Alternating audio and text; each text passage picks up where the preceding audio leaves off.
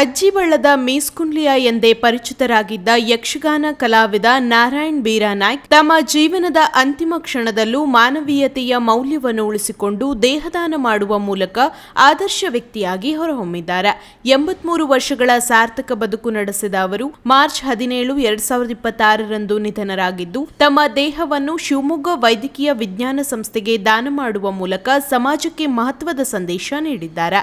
ಯಕ್ಷಗಾನ ಕಲಾವಿದ, ನಿರ್ದೇಶಕ ಹಾಗೂ ತರಬೇತುದಾರರಾಗಿದ್ದ ಅವರು ಅಂಬಳ್ಳಿ, ಹಳ್ಳಿಕಾನ್, ಕೊಪ್ಪ, ಅರೇಹಳ್ಳ, ದೇವನಹಳ್ಳಿ ಸೇರಿದಂತೆ ಹಲವು ಗ್ರಾಮೀಣ ಪ್ರದೇಶಗಳಲ್ಲಿ ಯಕ್ಷಗಾನ ಕಲೆಯನ್ನು ಬಿತ್ತುವಲ್ಲಿ ಮಹತ್ವದ ಪಾತ್ರ ವಹಿಸಿದ್ದರು. ಅಕ್ಷರ ಜ್ಞಾನ ಕಡಿಮೆ ಇದ್ದ ಯುವಕರಲ್ಲಿಯೂ ಯಕ್ಷಗಾನ ಕಲೆ ಬೆಳೆಸಿದ ಕೀರ್ತಿ ಅವರಿಗೆ ಸಲ್ಲುತ್ತದೆ. ತಾಳಮದ್ದಳೆ ಕ್ಷೇತ್ರದಲ್ಲಿಯೂ ತಮ್ಮದೇ ಆದ ಗುರುತನ್ನು ಮೂಡಿಸಿದ್ದ ಅವರು ಗ್ರಾಮೀಣ ಸಂಸ್ಕೃತಿಗೆ ಅಮೂಲ್ಯ ಕೊಡುಗೆ ನೀಡಿದ್ದಾರೆ.